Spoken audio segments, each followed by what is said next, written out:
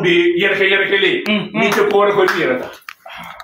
Donc am se ka fo on appelle ça les ports de résistance. Chaque fois il ta so ni terroriste neutralisé port de résistance ou be o chaque yadi.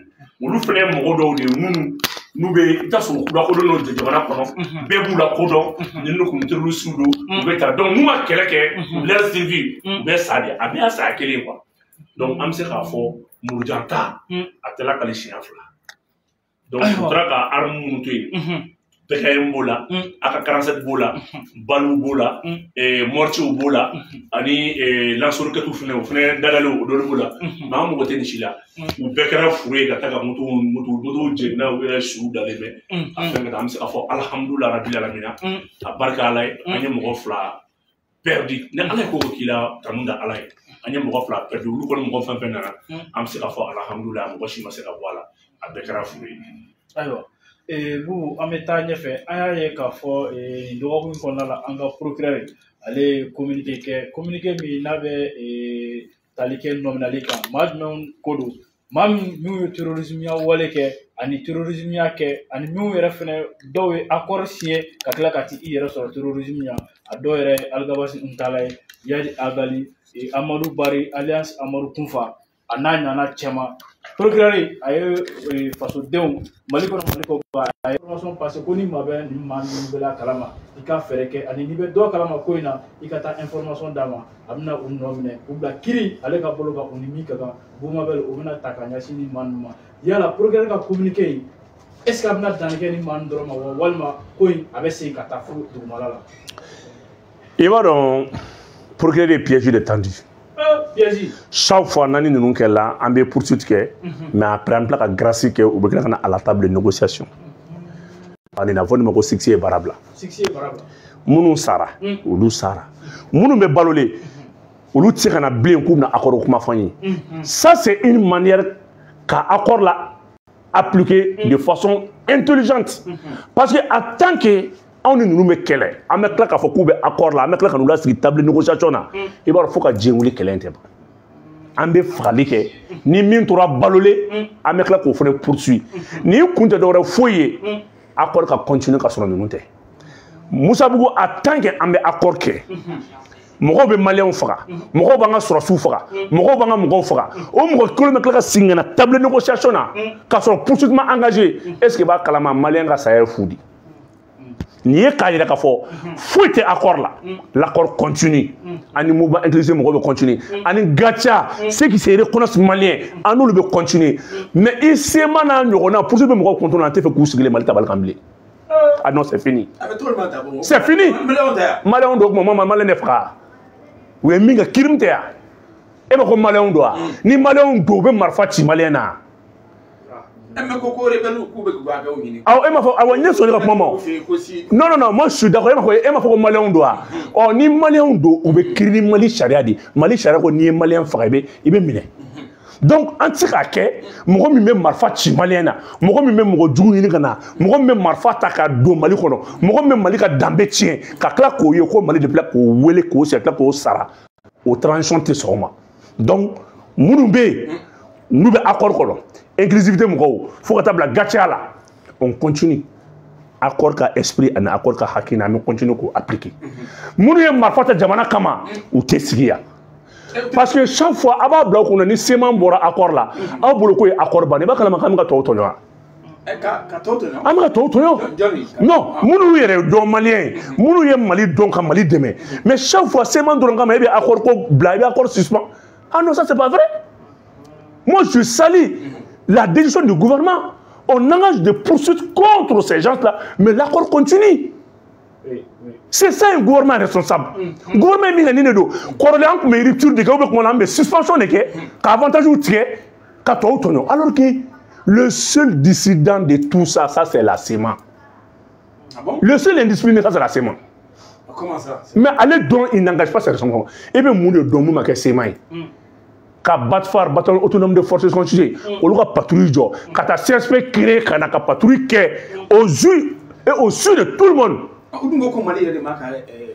et ka point kelen fo depuis accord sigira point kelen fo nye dron malien de nyebene la depuis accord sigira c'est moi un point que me respecter Accord sigi, accord, mais fina.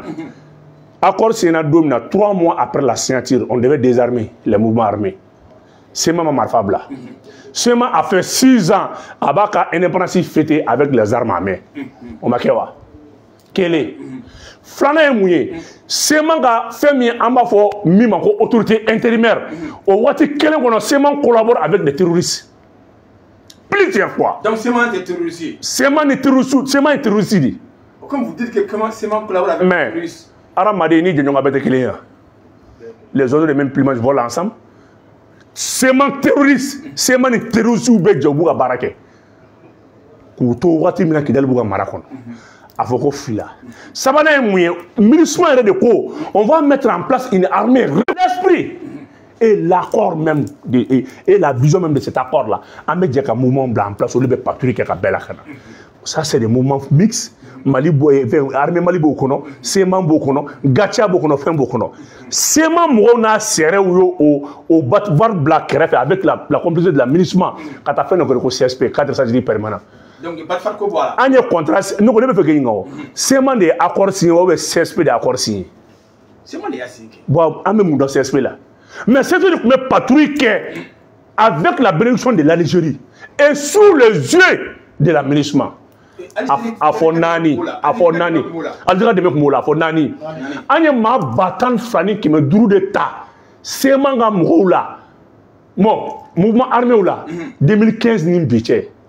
Oh ma batan fla. Oh ma batan fla kele. Au lieu de kele faire kele comme marfa ta en kamatou. Ni attaque femme de ber. Tomoktu. Attaque femme de kere. Oh mo kele mou intégrer l'armée qu'on a l'eau de marfa ta kachima les armées là tout. Ministre de l'État, non, le ministre devait dénoncer ça. Ni a obtenu ta kadou, Mali armée qu'on a accordé à qui? Mais ministre Mali. Non, moi je m'en fous de ça. Quand le ministre Mali bon, on a ministre bien Mali de Kama. Le Mali fait partie de l'aménagement. Mali soit de ministre. Non, papier quoi tu es ça? Papier était Mali de ministre qui Mali est ministre d'ordre. Et il y a des ministres dans tout le Mali sur le ministre. Il y a des officiers maliens qui sont dans l'aménagement. Donc il y a une fois à Nini, donc Mali ni ministre au thé, ministre ni Mali kelé n'a qu'à rester ça c'est là. Au wati kelé, c'est même on intégrer la Mali armée kono. Au lieu marfata kati Mali sur la ministre de l'État, il n'a pas dénoncé. Face à face. Face à face. Mo témoignage ça va dire ma. Gao kan konna la. Mobili mina na piéger le nous. Mobile que je joins, c'est un élément de dos. Ma fatigue, ça va me terminer. Quand on a salut militaire, quand on a chargeur, quand on a balta, quand on a tiré Mali sur la soula, c'est ma mort de dos. On te kélénia. Ni dura takalade, dura konala, John nana kana, gardou a kangwana la, gardou betil la, quand tir koukoka. Ça, c'est les lieutenants de la CIM. Donc, bon, lieutenant nommé à la CIM, lycée des cas. Vous les révélations des révélations finales. Par où yo Mali armée et défaitiste soleil. Amasro face à l'ennemi à Kerasema mouvement tchela. Fati Mali sur la wani kera ministre de l'État. Ni fait na c'est rapport kono. Ministre ko c'est un rapport kono. Donc me fait mi fina depuis accord Siena, il be point qu'il fourni. Depuis accord Siena. Comment le go comment il m'a respecté? Non, non. Ou ne faut pas dire pour ni seulement Mohamed dans le Mali point que le photo comme le Mali a respecté l'accord à hauteur de 65%. N'était on y a rapport à Tata Kaladji. Mais Abdou Kouna fait une seulement fait badouan. Aka marfa bladro. Ayabla. Non, on y a seulement fait trop. Aïna c'est plus de l'argent avec la Banque mondiale au nom du Mali. 10 millions d'euros quand tu as commencé, quand tu as développement, quand tu as fait un glas. À Colombie, le comité de suivi de l'accord, c'est maman qui a participé à là. N'a pas de de black, n'a pas de black. Oda to wage ko bo, n'a pas nyemo te na ne frère. Donc à fina, ne bora ka point de mandofi. Et ka point que l'info ta sema mieux respecté. Quel info entendant le gouvernement ko ka fait non, on la ine kele ka bandi. Ni mo be se kan ko son sigilin flani. Donc pour créer pour tout me c'est pour dire que C'est pour vous dire que l'accord demeure valable, l'accord continue. Mais moi, Marfa Tamale armée comme été skeptable de négociation avec l'autorité malienne. Conséquence moi les bodo. Ni Mali gouvernement sonna qui se gagne semaine droit au poursuite bini. Ah non ça c'est fini. Et c'est que il y a 3 autorités judiciaires qui ont poursuite lancée.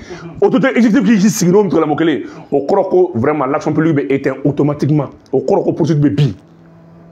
Donc Alga Bassiwo, Madou Django, Vieux, Yadi Wo, négociation Wo, ça c'est fini. Tu es avec l'accord, avec des vrais Maliens. Nous définissons. Donc je dis mais vous pouvez avoir cassé bien de mon moi pour être demain ni kubi beka demain ni. Anu ka vidéo conférence locale française récemment quand il a ka foko ou be communauté internationale demain ni. Ensuite moi on observe pour nous demain ça la ko bingere au buka. Et moi mena oblabé parce que moi bagayo kana shuko na une question ya fo muna. C'est mano mo kelo ne ku mesigi la. Yé mo ko demain no beka demain ku ngui. Sans connotant demain ni est faux c'est la poudre aux yeux. On m'a dit que demain continue wa, Italie demain continue wa, Allemagne demain continue wa. Ou la communauté internationale. Qu'est-ce qu'une communauté internationale? C'est pas les Occidentaux qui représentent la communauté internationale. Non, désolé. C'est moi qui ni kabon demain, au béa demain sans connotant. Jondo, France ni Italie ni États-Unis. Aucun ne kundu kokora. Aucun ne kundu kokora. Donc moi moi demain ni c'est une manière de le montrer que Adam da marfa tanga jamanaka. C'est ma yurula de audi amblaye marfa tanga jamana kama donc ay na mbobola parce que jamana tirana am muso tirana an dim tirana billahi mi ka muso tirula ou dim tirula sans conton 100 ans akay mi ka dugu ke kelke roy BJ kelen 42 millions forager jolé 6 millions avec BJ jolima 12 kelen jolé 5 millions 500 ka kenu ka la cellule ma ko na fama bomu ye joli Chari est joli, B23 est dit, Blende est joli, après colon joli, c'est après colon joli. Donc, avec le développement hypothétique, toi, vous boulot, toi, vous m'avez fait avec Dougouchi, et puis, auquel nous l'avons abandonné. C'est moi veut lancer un message fort à l'endroit de ces bailleurs. Au de un black là, ou un andemé. Donc, moi, nous m'avons. Aïwa, Moussa, Bita, tu sais, parce que on a des décès. Bobo, allez connaître, on dirait que à quel mec a quasi moumi, au quel mec a la forme là. Quand on a fait des batteries, quand on est aïwa, nous avons toujours la mettre venir Babou Ningalé, Bimi, AIS Moui, Noye, Noye, Jamana Sala, Katase, Mali, Niger, Burkina, Noye, Noye, Baké, Kakeni, Anga, ministre des Affaires étrangères, Noye, Abla Djokme. Si il faut brûler Kera, Kakeni, Jamana, nous savons nous Saga, nous renions que tout le monde a un warkoi, au Luka Seka, Laje, Amseka, Jamana, nous savons que c'est la développeur. Vous, il y a une cognée, il s'est à blâmer. Nous connaissons d'or à Goye. Erreur qu'on prévoit le erreur crime, ça veut dire quoi? Ni est présent comme la ko erreur interministérielle d'Omnaké 2 fois avant la fin d'année. Il doit y avoir 2 réunions. Après, c'est la première réunion. La seconde va clôturer la nuit. C'est tout. Comité d'excellence d'aller en place. Passeport, compagnie aérienne, Katabla, on a fait une banque centrale là, au barreau de Boulaldo. Tolia là. Au passeport, quand il est mouillé, on a bossé de la banque passeport baraque. Et Cabo Sédal là. Mais c'est le tour de passeport Sédal ou Amboulambla, ta passeport, un passeport flata. Ne quand tu es au Mao, ne quand tu es à Citadela. Aïe, Emmanuel à Citadela. Moi, c'est là que les 10 décembre, il y a un plan Mali suspendu, Niger suspendu, Burkina suspendu. Amta Mounlay.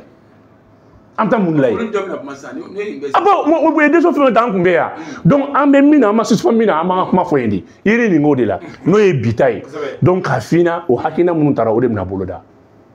Tu sais, en comment son nema, ou nana, Bibina, il va bien qu'au mois de février, il y aura une guerre ouverte entre la France et l'AES. Il va compter. Non, nous marquons la fièvre. Nous allons battre. Et pas pour le même. Non, encore pour le même mieux quoi. Yani ka ala deli here la, bonan yon nga boy. Mais quel est le bonheur? Yani ka ala deli here la, ayina ala ka bonan fukam. Donc ni mo bi ko quitter balo, il bi défend. Et bolo c'est là bra réew mu nga mundo. Mais comment tu dis il faut quand même téléphone donc. Et de kele donc parce que ne ba on y sans contre kele la. Munu mu ka ko lu te kele donc. Parce que on rien de quoi. Parce que la France en sera France ninema. Et les belles ko o yo fouillé. Il y a des ko o yo fouillé. Il y a des daïs qui dali, amor ko fa daïs qui dali. Non, on utilise Kidal dans le Kama. Mais quand France ni minaka dialatige. Oui, France ga CFA di. C'est Wari. Ni y'a même bi maintenant au Djabiou c'est Bessaou Nyamoko Mata Burkina présent voir bien k'a fɔ kana bɔ CFA la solution bɛ sɔrɔ a kun tɛ dɔwɛrɛ foyi bɛna Niger ka suspension de wuli parce que il y a moi kun kelen bɛ ka sanction ferme ta Niger kama Mali kelen bɛ k'u soutenir Mali kelen bɛ k'i opposer Burkina kelen bɛ k'i opposer o la donc a kun tɛ dɔwɛrɛ foyi a kana bɔ a ma ka suspension bɛɛ wuli donc o de plan tigɛtɔ filɛ nin ni Mali ni gouvernement saba in sɔnna o y'an ta tiɲɛnen de n'an sɔnna billahi an ka san wɛrɛ budget militaire an tɛ s'a kɔrɔ Imri le Mali a plus de 145 avions l'armée malienne entretient avec vol de le contrôler l'armée malienne vol de l'aviation malienne plutôt tu m'excuses et voilà avion avec vol de le par jour Mali armée l'air 16 vols de par jour le temps à l'euro dongodo frappe renseignement, appui et reconnaissance, transport de troupes, liaison. Avec une béquille, 16 vols par jour. Et vous connaissez c'est fait tout dit. Un pays qui a un budget de 2500 milliards, à moins de 3 milliards. Toi, tu penses qu'avion pour avion entretien fou dit. Et vous connaissez avion 3 jours à Joleno, et vous connaissez que vous l'aurez bien la figure quand vous malade. N'avions une clé sur la maouli. Quand la gueule doit connaître. Ah, nous on est fiers. Donc c'est pour te dire que nous te coulons couille. Avion mana manongui. Avion joka, faut dire que nous avons tiré pour la messe. Ça demande un budget. On te sur le CFA là. On te sur le CFA là. Mali, armée comme mobile bi, ça fait 6 chiffres et 5 chiffres. Armée comme mobile 5 chiffres, mieux. Au cours armée comme mobile ba de la cadeau. Les véhicules seulement. 5 chiffres. Au cours des baba. Armée qui immatriculation est 5 chiffres de débit. Mali armée qui immatriculation. On met 4 chiffres là. Donc quel faire là? Au cours qu'on mobile nous donne un mobile bataille ou bien mobile baoulom là ou mobile bachiki. Assimilé blindé baoulom là descend. Baoulom là blindé baoulom là. Mais est-ce que vous assumez que quel est dans la mine? Et Anthony quel est ma question? Moi les Français les venus là. Donc quel est le mine tenisier? Ni à la déchet. Ni quel est bête? Quoi quel est le aller quoi continuer libérer? N'importe ni quel est bête éliminatoire de Billah. Éliminatoire. Non. On va courir l'éliminatoire. Et qui est-ce qui galadé? Allez fin Kenya, on va nous couper en effet. Ni chic on te balolé. Ça veut quoi? Ni bête ni bête frère en sonna. Ani ni bête dit, ani John de c'est ça. Mansra France ninema. Wa nasra France nima iba biu kuna fene irushi kalkano aleni France be senyoma France minga irushi la Ukraine ayi kale abe France kele abakele aya fa Algérie démarre-toi de la France parce que t'as tué abe balo fen fene mba bo abolo akebe tu poudre ngan discours là compter français kele mba balo fen bo abolo folo ça fait atteindre Poutine ma une européenne du kelin bosika ero digi ame min ko jenkel en taso. Donc, elle fait solution. Solution de fouille. Quelle est Billahi. Ah, il a. Tiens, ne be min foyer. Non, quelle est la quelle la ça, quelle est là-bas ça yadi. Non, donc tu vas du ça avec et balo. Et Mali be boire CFA la bibi. Mais nous sommes du oui. Mais France, mais avec Farana de Nama Farana Tatouille. Mali Balontan Gansan, il y a marqué Mola. Balontan Gansan. Balontan Gansan, il a fallu un carton rouge pour que ça me bâti. Donc, tu as donné, même à mon fille, à Blikouna. Non, à Blikouna, mais on a cobi. À mais on a cobi, moi, on a encore. Wallah, on a honte, on est français de nous. Wallah, il est on a honte. On est français de nous. Donc, français, on a fait. Ni ma français, à tellement français qu'elle était très terrorisme qu'elle est. Si le terrorisme, français de Bakokoro. Centrafrique, français de Bakokoro. Nigeria, français de Bakokoro. Boko Haram, français de Bakokoro. Mali terrorisme, français de Bakokoro. Tchao Tcheko qui veut ni dounou de français de Kelefol. N'était ça dit de Benakam. N'était. N'était. Non. Ne be mi fié. Mogosi, le Mali ne va plus accepter que Alassane n'a sorti de la Ghana fait tout comme Akele. Au Bana. Ça c'est fini. Bourgneté sont tout Alassane n'a sorti de la Ghana fait. Niger est déterminé. Il mais comment que fina il a déterminé. Président fait dans Assimi voir. Assimi doit acheter fait discours kalana. Nous là nous ta déclaration que. Il bien Assimi voir qu'il une déclaration que. Mais Assimi jo mo kele min krefe o kara Chani. Chani munga Chani ma déclaration guerre. Chani ma ira ka foko guerre de dames de l'inflation. Wa Mali ale deme ale fene be to bo potion fo ko minke aya fo ama fo akote ko wa Mali ga deme nyini mo ni fo ama fo Assimi do to akere fa pourquoi aya fo parce que ale de korake Ibrahim Dogoni Assimi Dogoni ou une déclaration dont ale de da depuis que AES sigi c'est la première déclaration minkera officiellement ayata la ayata vidéo belaje Assimi Chani me kuma la Assimi ki kuna do voilà déclaration que le gouvernement la akoko abe malifo ay jamana no fo mais amaso ka jamana no to ko na o fo ko sida ma obna gelata ko ulu segere anyere am fene be ka mais an anyi nu na ko fem ni to we ko to ko ka fene be fa do AES la sabula ko terroriste ko fene be ka attaquer ko o tukun ko na la ali ko bale rek musa ko par frontière la nyo fene me ka fo ko o commencer ka dun damne ka kene gam soro ya fene ka duni o kembe ko baye bi ko bale yala yi gam soro gal duni ko bale sans ça ya bla men ay question que kelen question flâner kelen poser et kelen poser ne min poser mbo o jabi Kidal be bindo mina Mali est papier de tomo terrorisme ko ne awo ne reflète afina bi mo tani fi ne nete programme de déstabilisation de l'Afrique de l'Ouest après le programme de déstabilisation de l'Afrique de l'Ouest non au papier de bina nous kun bora nous kun sera Kidal mina kun be progresser kata Togo nous konna de la kata Golfe de Guinée kono. Tu me comprends? Nous, on va Kidal là, nous on continuer de kata Golfe de Guinée kono. A programme de Cheman Chileno, ne pas quand. Golfe de Guinée kuntai. Et fin le président de la CEDEAO, le président de la CEDEAO, Bonatini Boahem fort, il a appelé à Assimi Ouelek à féliciter. Tu as sauvé l'Afrique. Tu as sauvé l'Afrique de l'Ouest, Assimi. Kidal, ça va bien qu'on a quoi Kidal ne pas m'entendre. Bazoum est dans la camp côté, il y a une Bazoum quand il termine des affaires dans la quoi Kidal de Clément Sahara Benyami. Bazoum Makan avant qu'il ne devienne président. Au tiers donna au d'autres c'est là où tu m'as bien fait cadeau AES Labi. Il y a beaucoup de AES d'où tu m'as fait cadeau c'est là où la bidore ils ont découvert la vérité. Ni qu'on est Macron Alassane n'a plané. Alassane ni Macron a plané Kouyeni, ou de tiens donna bi. C'est pour cela il m'a Nigeria et Nigeria Mangamé depuis quoi créer Nigeria Mangamé. Ah bon. C'est là où là de en français, c'est Nigeria Tesseragne. Et Nigeria a dit qu'aller France déposer dit. Mogotin qui j'ai n'on a mogotin qui tire là. Qu'a déposé peuple. Donc il y a beaucoup de pays membres de la CEDEAO Mounoumé AES Nyamoro ou les Dogola. Ou à France ba kalama de. France ba kalama ko be CEDEAO dugu chama be ka AES mo contacter.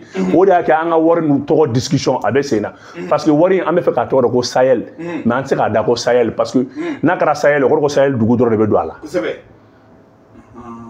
Maroni a famia. Donc nakra Sahel ko to tira do ala o ko dugu sira do ala alors que Adou Fora à son article 11 à son article 10 ni AES déterminé ka ka ka dal no be wa aman jona ngere Aïta Sarchita Kalaje ne kuma kante. Donc waru point o de réunion be seno de bana tarder don. C'est là où be kala yelma ka AES ici Kalaje. Donc nje ça. Mais nous me mo nani dugu nani qui veulent adhérer. On t'aide atalaje. Abou a forcé la ko. Mais Chani mafia.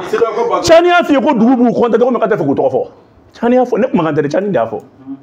Ko dugu mu ko fait. Chani ne ko ako même Mali fo ko Burkina fo mais dugu wara fo mais je vais taire leur nom pour que akana problème ou non fait. Oui, c'est vrai. Il a dit ça. Et tiens, ay discours ay président discours suit ko banido. Abanedo. Ngo ni dugu saba en bemna suinde la billahi ne da afiye. Ni ne bina farafina wuro duwa ka kunwa kuma fo Mali Burkina AES alliance ni ne bina sigi ka farafina wuro duwa ka kunwa kuma fo. Aywa gamsoro abe Côte sisan aduna Bible donna maw koni mo tambe rejo sanfɛ bɛɛ bɛ k'i ta fɔ ɔ maaw yɛrɛ dɔw ko Gamsoro ko a bɛna kɛ sababu ye ka min ye coup d'état yɛrɛ k'o kɛ Alassane Dramane Ouattara sabula a ko a bɛ na k'a tɛ faram k'a bɛ ko k'a tɛ dogo bilen Gamsoro a y'o fɔ wa maa caman fana ko koto yɛrɛ kɛ bɛ ka maa dɔw labɛn minnu bɛ fɛ ka de ta yɛrɛ kɛ Alassane Dramane Ouattara sabula tɛ k'u ka affaire kɛ bilen ka kɛɲɛ ni a yɛrɛ ka laseli dɔw sen fɛ a y'a yɛrɛ k'a fɔ ko Kakao ko ni tubabu ma sa ko maa wɛrɛ b'a sa nin ko ninnu bɛɛ jateminɛw la yala donc sɔrɔ ka sisan sa ka bɔ nin waati la n'u mɛnna a tun bɛ jamana kɔ kan nka ka bali ka bɔ nin waati in na maa bɛ se k'a bila minɛ ɲɔgɔn kɔnɔ ko yala mun bɛ na nin Côte d'Ivoire an bɛ se ka rêver mun de la tout de suite. Alassane bolo kan man kɛngu Alassane ka service de renseignement a ye fiti dɔ kɛ kɔsa in na k'a jira ko game soro ni Alassane bɛ kɛ ko game soro bɛ fɛ ka na Assimi ninnu piéger de m'a dɔn n'a ye rumeur mɛn k'an k'an farati game soro la ko game soro k'a laɲini tɛ dɔwɛrɛ foyi ye ko kana AES mɔgɔw espionner ko ko foyi t'a ni Alassane cɛ an y'a yira Alassane na ko ta an ka renseignement ka jugu ni ta ye mɔgɔ min ye Irisiw ka partenaire ye mɔgɔ min na renseignement fɔ anw ye mɔgɔ tɛna renseignement fɔ anw ye bi bi in na Mali ka service de renseignement ɲɔgɔn tɛ yen Algérie ko Irisiw ma a ye mun fɔ a ye a ko Irisiw ma k'i kun man ka Mali dɛmɛ ka sɔrɔ i ma tɛmɛ n fɛ hali Algérie t'a dɔn Kidali minɛna cogo min na Algérie t'a dɔn on a un service de renseignement puissant an y'a yira Alassane na an bɛ min dɔn i t'a dɔn game sɔrɔ ka passeport kan a n'a ka visa kan a ye taa lajɛ mun b'a kan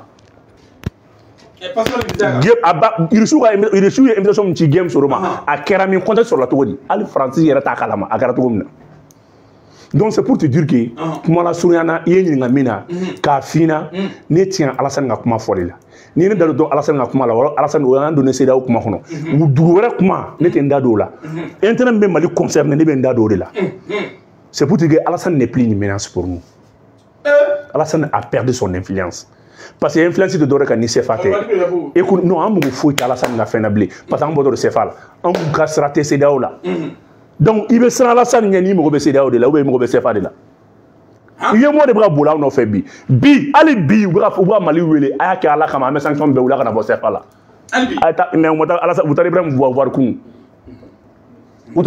kunu BCEAO mɔgɔ bɛ wuli ka jɔ ni cɛsiri la fan bɛɛ fɛ ka delili kɛ a y'a ka fɛn bɛɛ kɛ mais aw kana fɛ Air France ma grève kɛ yan Malien lahara jugu bɔ fu safu dɔ y'i sigilen to ko Mali ka budget ko Mali bɛ Air France mɔgɔ foyi tɛ Mali la ko Mali bɛ 1% la de Air France tɛ grève la ni mardi dɔ ma grève kɛ yan ka avion bɛɛ coulé au sol ka avion bɛɛ lajɔ u ma foyi y'a la fɔlɔ Malien de bɛ Air France ta Air France ka tɔnɔ ma kun ka fɔ Afrique bɛ min don Air France la mɔgɔ t'a dɔn a la Mali de compagnie bɛ Mali de bolo Air Burkina bɛ Air Sénégal bɛ Air fɛn bɛɛ bɛ Air quoi bɛ Mali bolo donc an ka mɔgɔw de taama den ka tɛmɛ bɛɛ kan a b'a fɛ ka client potentiel ye anw de Air France biye ka ca Mali la ni yɔrɔ bɛɛ ye surtout décembre c'est offlé mara ɲ'a faamuya ni wo san ka so biye bannen don donc c'est pour vous dire que France b'a dɔn an ye min ye aw ma gɛrɛ ye dɛ aw se t'o fɛ France ni mun de ma ni tɔ bɛɛ kun ye kulonkɛ de France ni de y'a ka économie France ni de y'a ka économie France a se ka kɛlɛ ka fanga t'a la o ayi a tɛ se wallahi bi la France est sous contrôle budgétaire yɔrɔ France kuma so ma France ni Europe dugudenninw bɛɛ kɛra kelen ni mɔgɔ min y'a fɛ yen ko Amérique bɛ taa ka kɛlɛ don France bɛ da la Amérique préfère de négocier avec AES pour l'ADR Amérique bɛ min dɔn diplomatie la France t'a dɔn la i Amérique ye sigi kɛ Niger France y'a kɔnɔni i Amérique ye k'a kɔnɔni i Amérique ye ka ca ayi u tɛ ɲɔgɔn kɔ bila u tɛ n'a ma se wa ni ma dɛ balo tɔgɔtaw fila ci la ni wɔlifɛn tɛ a tɛ ɲɔgɔn kɔ bila wɔlifɛn kama mɔgɔ bɛ se k'o fɔ wa t'i da ka sunɔgɔ n terikɛ i ka jamana kɛra sanubugu de hɛrɛ bugu de don waati de sera bɛɛ y'a dɔn ko Mali ka lafiya waati sera t'i da ka sunɔgɔ nin baara banna ka ban kana nin kuma la janya taa k'i sunɔgɔ a ka nin ko bila tan ok Buma Baldé an ka sigi a janyana an bɛ se k'a fɔ a sera a kuncɛyɔrɔ la bu mais i kun ye kuma dɔ fɔ semaine tɛmɛnen n'o bɛ tali kɛ Mali ka match la Ala kɔni kun y'an qualifié ka taa demi-finale la an ni Faransi de kun bɛ ɲɔgɔn na i kun ye analyse dɔ fɔ k'i ka somakɛ ko Mali bɛ gagner 2-0 i kɔni ye saraka in fɔ ne ma fɔ Mali bɛ gagner 2-0 de bon a ye question posé a k'a posé a posé dɔ la parce que mina o jaabi de voilà an kun ye kuma in mɛn bon voilà i y'a lajɛ mais Ala y'a kɛ bu an cira mais sini Mali ni Argentine kan ka jouer Malien ko n'an seri ma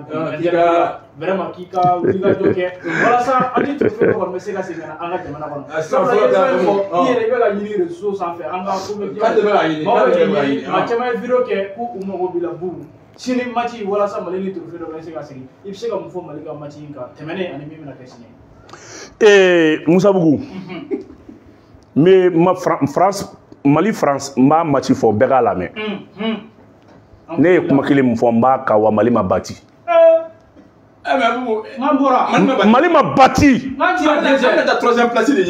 ibe namedi ne ko awma ngo Mali be France ti ngo aye joro score la donc amena muna meta mita na kotina 45 minutes la Mali dafale bido France la joy bido Mali la varte ya bibi na e jole mutato ma ne sengar ke bulu kara bi kuna ko demsani be gusi ne ko ngo Mali dafale ne nga calcul kenodi billahi ka bi kuna 75 minutes la Mali en infériorité numérique Mali min da France la e ko Mali dafale na jabay Mali ko me poko do France la arbitre téléphone tira arbitre ma a téléphone et reçoit à partir là faut-il qu'elle a téma l'arbitre a reçu un coup de fil quand ta var là il est nommé comment là parce que ça commence à changer arbitre a var là chien là a var là chien follow là a faut été parce que chien follow de c'est ça ballon ni malin ni ko ben so so chien follow c'est un ballon donc intention faut été tout après arbitre il code ou a le téléphone na ko tatou ou image de monter chien c'est normalement c'est dans scène action ordonne là ko donc ko urugidi Allah bi ta réussir l'instruction urugita ni ala tia Mali dafale France c'est ça là Mali dafale ni un bido France là France bido Mali réduit là jongaina ayi ne be toti non kana Aïssa non je ne veux Aïssa je ne veux pas kana kuma do kuma koro mais la kuma c'est sérieux Mali dafale bido France là France bido Mali réduit là ne analyse be to di il faut là. Ni ce qui a ouvert le score. C'est pas le Mali. À Dafale. Ça, c'est un match réel tendu. Mais les matchs qui era galoué. C'est que le sur moral s'appelle. Ni est rougi dans mon rôle à Katouritim dans la moral fakadi. Bimindona. Où il y a d'or dans la Koufratan. Et Mali défenseur Bejora. Moral continue tout. Mais par exemple, tu as 75 minutes, 80 minutes, Mali est barre gauche au Romina. Tu as Mali la pression. Tu ne sens même pas que le Mali est réduit. Alors, mais vous, c'est une table. C'est une analyse, parce que moi, je vais analyser quand même. Quand on va trouver une analyse, et ne me méfier. Ne ga match fleur de par là, ne be ballon temps fleur j'avais 2 ans bon. N'était ballon temps nadje. Ne ga ballon temps fleur français ko ne ko. Français ko fait n'était mo chido. Ne sera pronostiqué mais on me mi fo malien yi ni mi fo mba maintenir wanga kuma e tien de Mali dafale ne kamo de ma wa français bido Mali réduit de la galon kan to nyini ne mi fo mba kan wa na kun tora ta anda fale an kun ma fendo français le kati ne mo fina kat o ko ya dogale o do ni ko nga joro match la kana joro score la parce que ne ma rongo na marabe parce que ne mi mbo Mali et français ti politiquement Mali et français ti militairement qui a sur si gain qui a journaliste gain kakla ki mina ballon ko gauchi akun le bube jouade wallahi Mali et français ti fait bela sans la ba ngono Mali et français ben fa Mali sera français là ballon temps fene ka mina kala mara uruji ali te mo le colonie uruji bon inte foi kauna parce que ni coupi ni jale ma 1 million d'euros en mogotenna Kidal minnan de be Kidal akara français de la minnani anye Kidal ba mbo coupi